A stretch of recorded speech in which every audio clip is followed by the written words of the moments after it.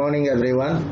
So today we are going to discuss about an interesting concept of GE matrix, which is a often used tool in strategic marketing concept. If you remember, we have discussed already about BCG matrix. So this is another such type of matrix which gives us an idea about the true position of the company in a competitive market and helps us in shaping our strategies accordingly. First, this helps us in understanding the position, and in that particular position what type of strategy has to be adopted, it tells the company about.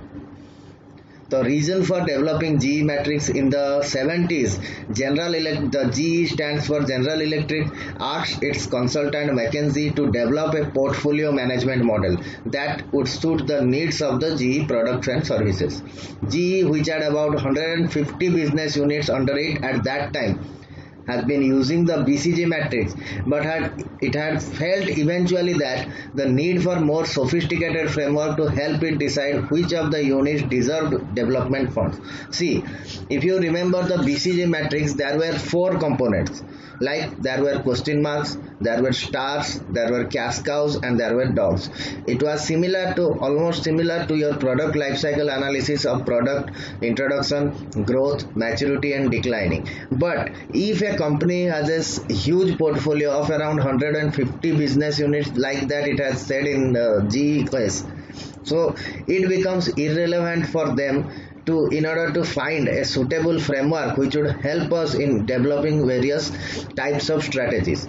Moreover, while the BCG matrix uses market growth and market share as its dimension, the GE matrix uses industry attractiveness and business unit strength as the criteria for its measurement. Again, I am taking you back to the BCG matrix, where the parameters that were defining the various quadrants were market growth rate and market share.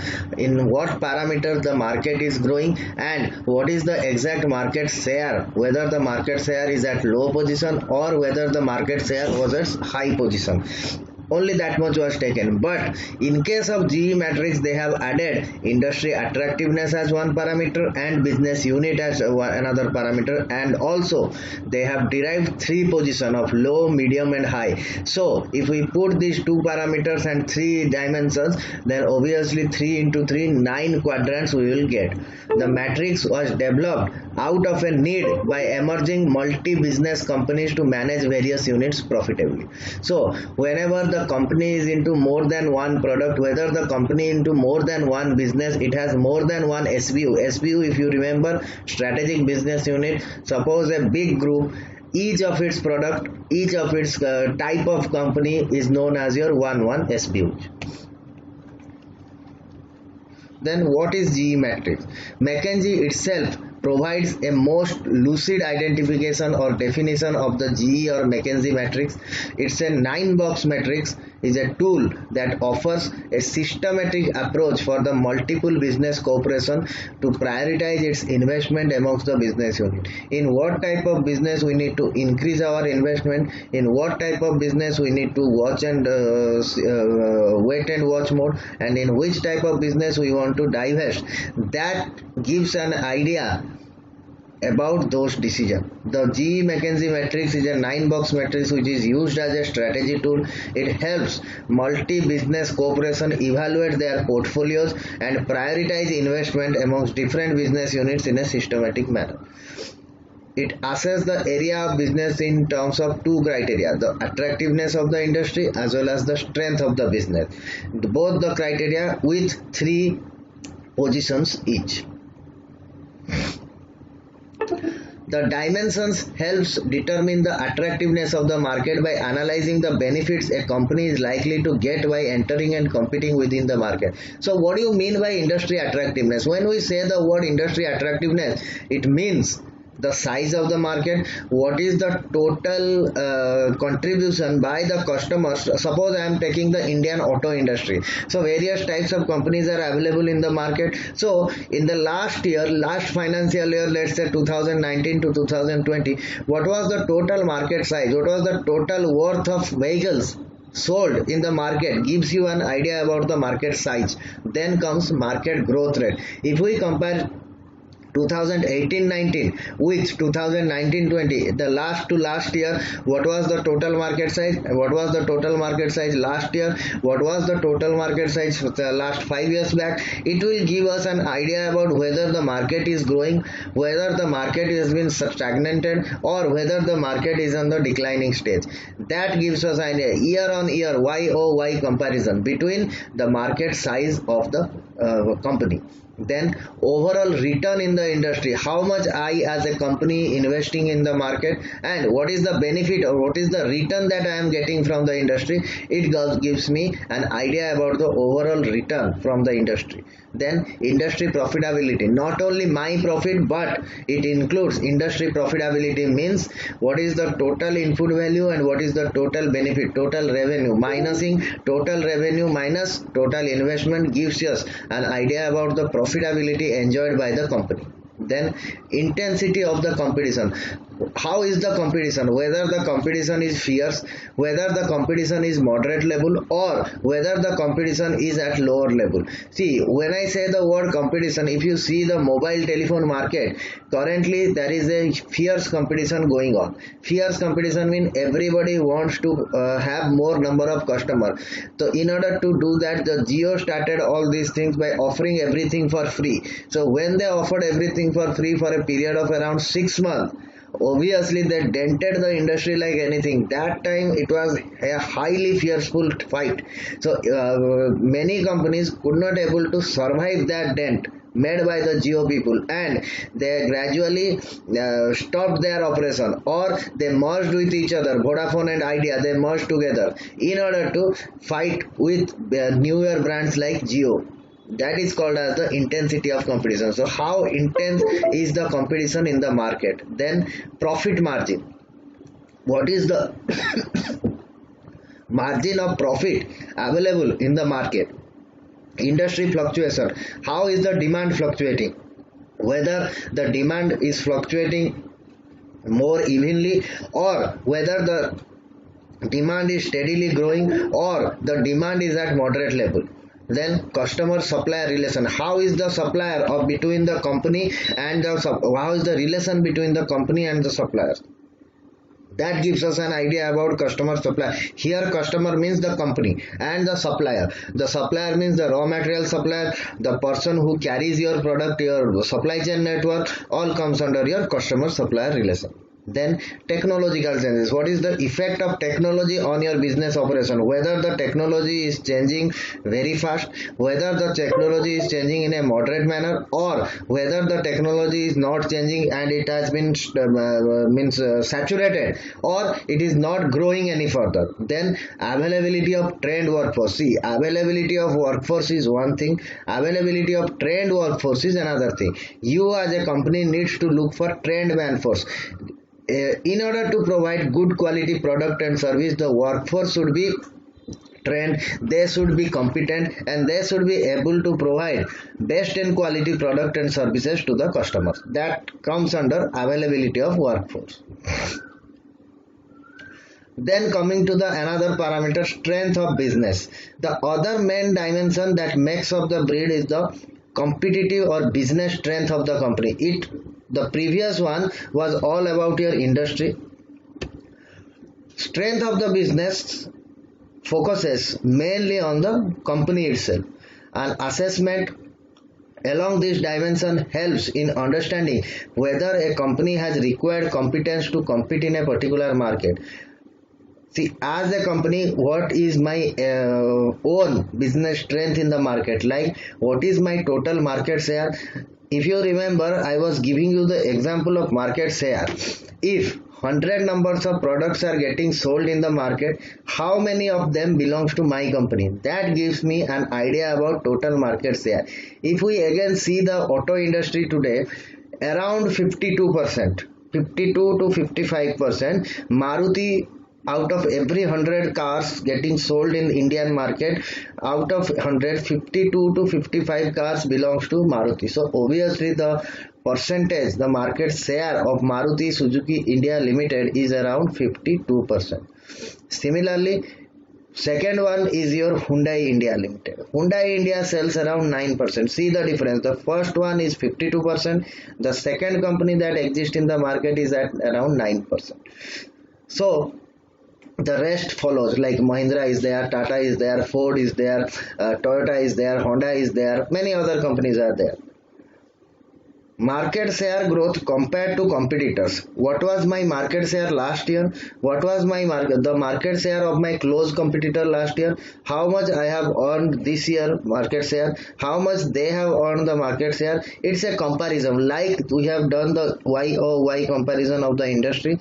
The same thing we need to do for an individual company of Y on Y. YOY means year on year comparison. Since last 5 years, 10 years, 20 years, what was my market share then, what was the market share of others then, what is my market share today, what is the market share of others today, which will give us an idea about the strength of our business. Then company profitability, what is the amount that I have invested, what is the amount that I am getting out, return. That gives me an idea about the strength of the company profitability.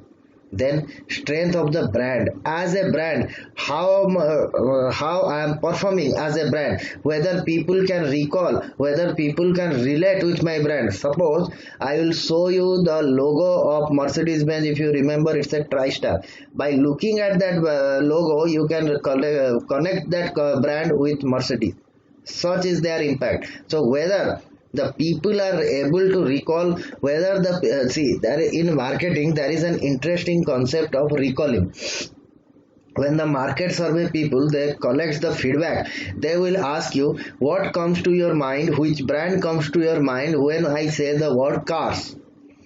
The first answer that you give will be recorded as TOM, or top of mind response. Top of mind response, normally we give to those brands which is very close to us.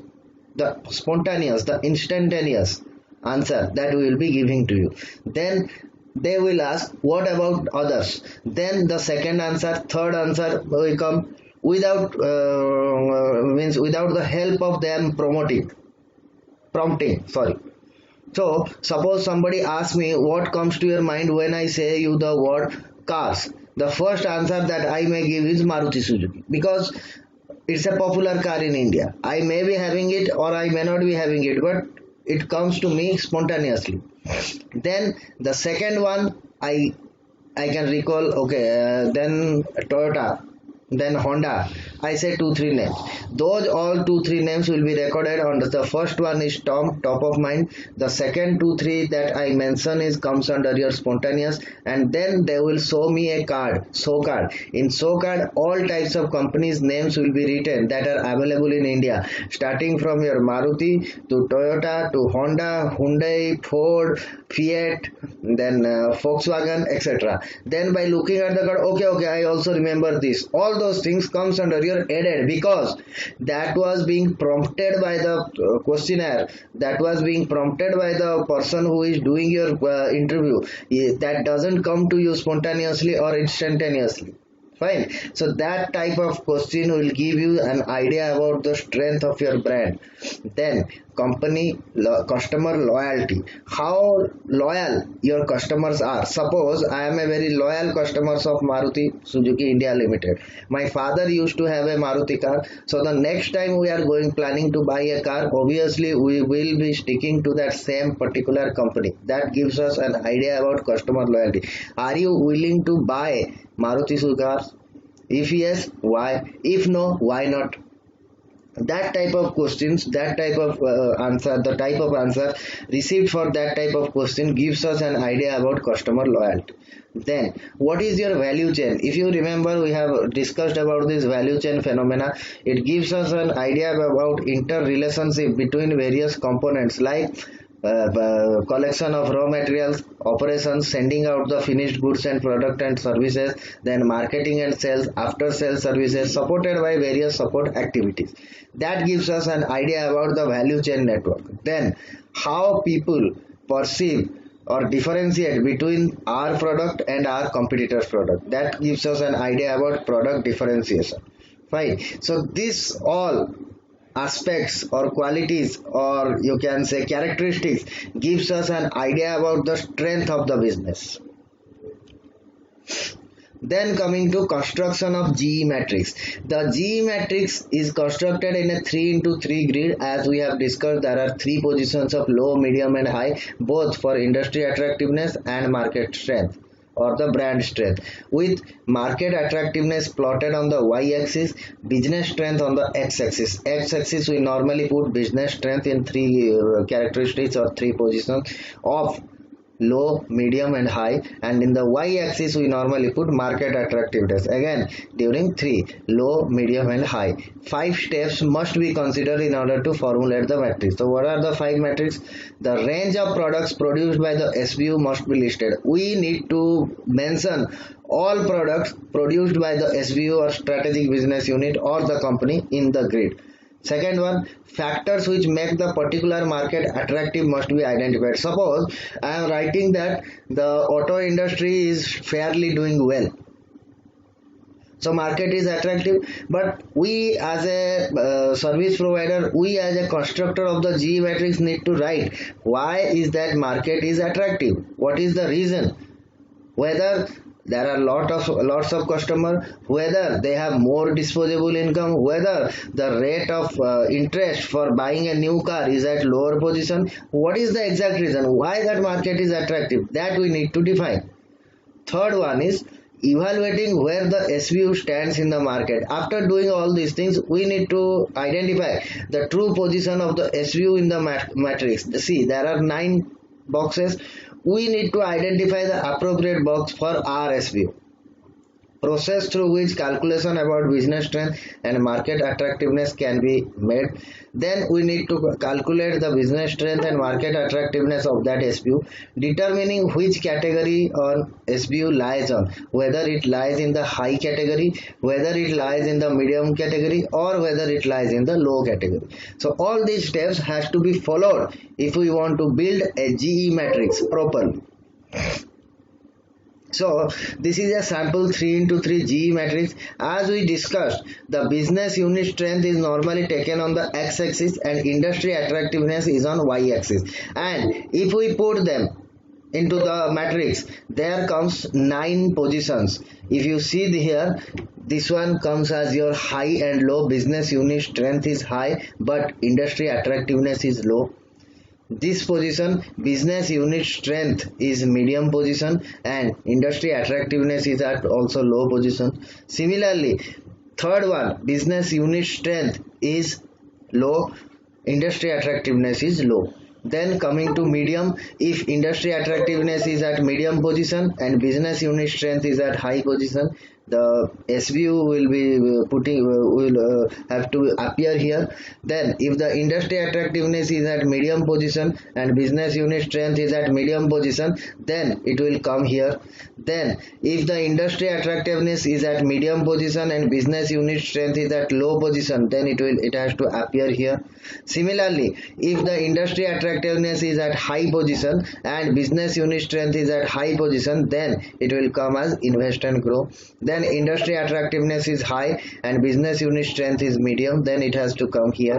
Then industry attractiveness is high but business unit strength is low, the position will have to come here on the right hand most upper side.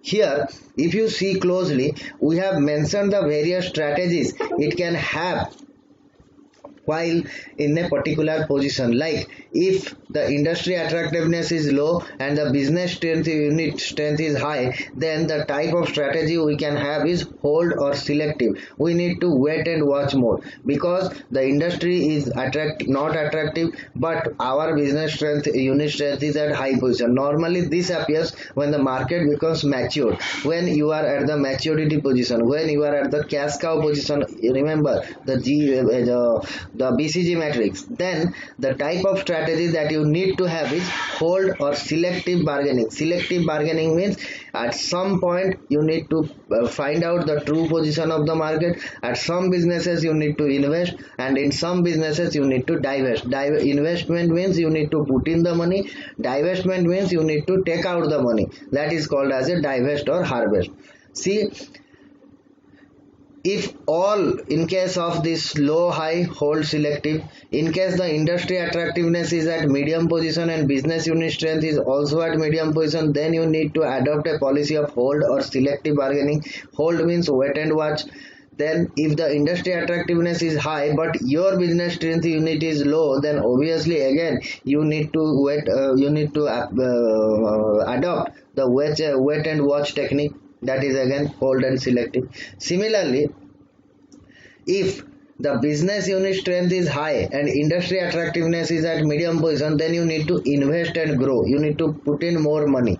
Similarly, if the industry attractiveness is high and business strength unit is also high, then again you need to invest more in order to grow. Similarly, if the industry attractiveness is high and your business unit strength is at medium position, again you need to invest more in order to grow. Similarly, if the industry attractiveness is low and your strength is also medium or low, then you have to divest or harvest. You need to take out the money. Similarly, if the industry attractiveness is at medium position and your business unit strength is at low position, then again you need to divest the money. So how to plot in the matrix, how to plot the SBU? Step 1 is select criteria to rate the industry for each product line or business unit.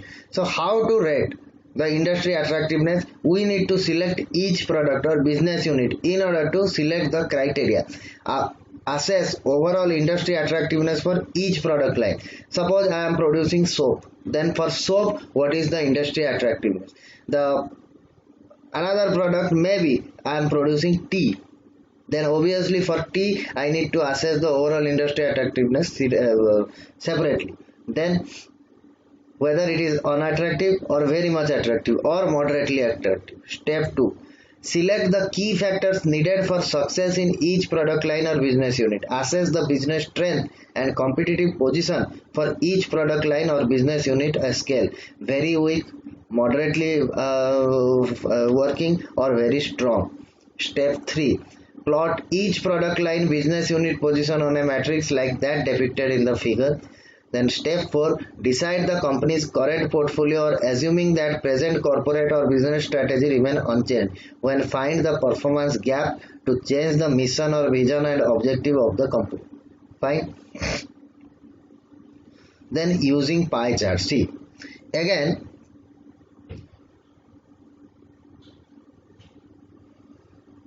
when we need to plot each of our SVU on that particular matrix, it should be presented as a circle. The circle has to be giving us information about two parameters.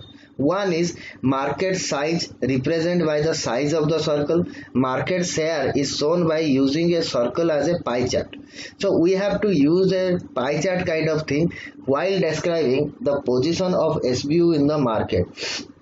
The size of the circle represents the market size. If the size of the market is at a lower position, the size of the circle would be smaller. If the market size is as moderate position, the size of the circle would be moderate. If the market size is very big, then obviously the size of the company has to be represented on a larger or bigger scale or circle. Within that circle, the market share of a particular product has to be shown with the help of a pie chart.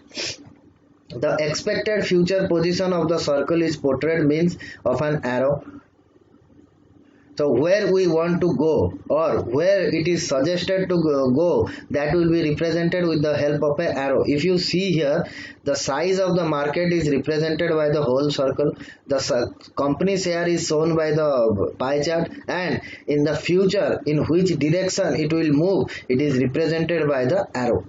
The shading above circle indicates that 38% market share for the strategic business unit. The arrow in upward left direction indicates that the business unit projected to gain strength relative to competitor. If you remember this diagram, in this direction if you are going, then obviously you are going towards the green zone. Green zone means you have high opportunity towards growth. Therefore, it will be helpful for you to invest in order to grow. See, this is the one of the example that I have given. These are the three quadrants of investment, these are the three quadrants of hold, and these are the bottom three quadrants of divest and harvest. If you see the size of the circle, it represents the total market share, total revenue earned or market attractiveness, whether the market is highly attractive, moderately attractive, or less attractive, and the size of the arrow represents in which future direction it is growing. See, this is a bigger circle than the A, but the future is projected that it is going towards your business strength of the business unit is going towards the lower end. Maybe the industry remain attractive, but your own strength is going towards the lower end. So obviously the type of strategy you will be following in future is wait and watch. Similarly, in case of this company A, this SVU A, the size of the market attractiveness is currently at a lower position, but it has high opportunity as the future direction is growing towards the arrow is showing towards the growth phase. Similarly, as we have discussed, the size represents the market attractiveness, and within that circle the pie chart represents the individual market share of the company. So how to apply this matrix to your business? Step 1 is determining industry attractiveness of different business units. Industry attractiveness can be determined by the following steps. So how to determine the industry attractiveness? Comply a list of factors. The first step is to identify and comply a list of relevant factors which helps determining industry attractiveness. What defines attractiveness? There are some common factors across industries, but the company should include those factors that are most appropriate for the business. Then we need to assign weights. Once the factors have been listed down, it is necessary to give them weights. For me, what is important, that I need to give more weightage. These weights determine the importance of the factors to determine the industry attractiveness. The weight could be from 1 not important to 10 very important. The total of all weights should be equal to 1, and all chosen factors should be assigned a weight. So you need to compile a list of various factors that affect the industry attractiveness, like more disposable income, more option, more trend wise they are most adaptable to new kind of product and services. Then I as a company need to give them weights. I need, for my company, what is more important, I need to tell them. That is called as your assignment of weights. The total of all the weights should be equal to 1, and all chosen factors should be assigned a weight. Then rate of factors. Once weighted, the factors are now rated for each product or business unit. It is multiplied with the business unit or region. Values can be between 1 to 5, between 5 to 10. 1 is an indicator or low industry attractiveness, while higher value signifies higher industry attractiveness. Then calculate the final scores. With the weights and ratings in hand, a total score can now be determined. This is achieved by, that I am saying, multiplying the weight of each factor by the rating of each factor. For you, what is the weight of each factor that defines industry attractiveness? Then what is the rating that you have given to the factor? Then multiplying them. These are added up to achieve one figure for each business unit, and this total score can be then used to compare industry attractiveness. Then in the second step, we determine the competitive strength of each business unit. With the industry attractiveness out of the way, this step takes a look at the competitive strength of each business in much the same manner as step 1. Compile a list of factors. If you remember, we had given the various list of factors that affect the industry attractiveness. Here are the factors affecting industry attractiveness, like market size, market growth rate, overall return in the industry, industry profitability, intensity of competition, profit margin, industry fluctuation, customer supplier relationship, technology changes, availability of workforce. Some of the factors that affect industry attractiveness. Similarly, we have strength of the business, like total market share growth compared to competitor, strength of the brand, company profitability, customer loyalty, value chain, product differentiation, etc., which gives us an idea about the strength of the business. Fine. So if I draw it, Determining competitive strength of each business unit. The first one is, as before, you can choose from a list of common determinants of competitive strength, but so try to make this as relevant to a particular business as possible. Second one is, assign the weights. Assign weights. The chosen factors are then assigned weightage according to their importance in helping the company achieve sustainable competitive advantage. As before, the weights can be between 1 to 10. So, once the weights have been assigned, the rating for each factor needs to be determined for each product or business unit. These ratings can be between 1 to 5, 5 to 10. It is the weakest, while 5 to 10 will be the strongest rating. See, if you remember, we used to have 3 positions of low, medium and high, and how to achieve them. If the rating is between 1 to 5, then it is called as your lower medium. Then if the rating is between anything between 5 to 10, then it comes as your medium. Then above 10 is come as your high. Then calculating the total score, multiple the weight of each factor with the rating for each of the business units and add up to a achievable total score. Then plot the business unit on a matrix. With all the score needed in hand, the business unit can now be plotted. After you plot all this in the matrix, then the business units has to be plotted on the matrix. Each unit is denoted by a circle with the size of the circle representing the same proportion as the business revenue that the unit brings in for the company. So what will be the size of the circle? The size of the circle will representing the business revenue that that particular unit has brought for the company. Analysis of the information. Based on the position of each business unit in the matrix, there are 3 actions a company can take for each unit. These actions are to invest or grow, selectivity earning. Selectivity earning means wait and watch. You need to put money on some businesses, you need to take out money from some businesses, but in order to do that, the first thing that you have to do is wait and watch. Then you need to harvest or divest, you need to take out. Each unit falls within a certain set of boxes and this position determines the action to be taken. Then identifying the future direction. If you remember the arrow, in which direction it is projected, either to grow towards the investment zone or it will grow towards the wait and watch zone. If you see, the matrix itself only helps a company determine the current state of the industry and competitive strength with no indication of the future, where things may be headed. With the help of an industry analyst, the company may be able to determine the potential direction the future will take. And you have to predict about the future by knowing your current position, by knowing the current position of the industry as well. You need to help in analyzing the future of the industry. The company may be able to determine the potential direction the future will take. Will the industry grow more or less attractive, or will it stay at the same level? With the competitive strength grow or reduce? With this information, the steps to be taken may be altered significantly if the potential in any area is expected to improve or reduce. We need to take the help of a expert in the market, analyst in the market, in order to find out the future direction towards which the industry is projected to grow. Then prioritizing on the investment. The final steps in the matrix analysis is to decide the wheres and hows of the investment decisions for the company in practice. Some questions that may need to be answered in addition to matrix analysis include: are some units really worth investment? How much should be investment?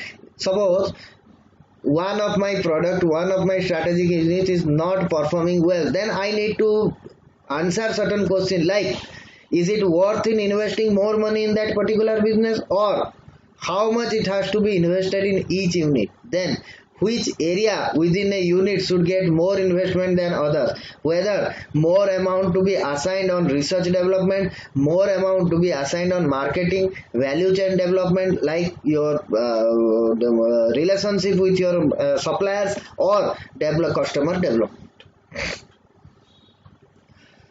So suppose this is a sample GE matrix made for the Tata Group. As you know, Tata Group has various types of businesses starting from IT to consumer durables like ACs, fridge or washing machines or textiles. So if I put the stem, business strength and market attractiveness and put them into the matrix, we get three types of position. The light green and heavy green color denotes the high growth areas where I need to invest and grow, where the pale yellow color shows us the area of wait and watch mode, and the deep orange and the bright orange areas are towards indicating towards the area if the product lies we need to divest or harvest.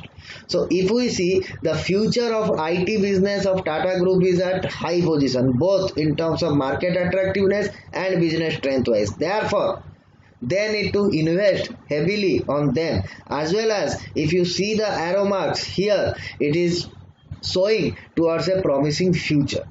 Similarly, the consumer durables, they are currently in the yellow patch, pale yellow patch, where the decision is to wait and watch, but the future of consumer durables is towards the high position only.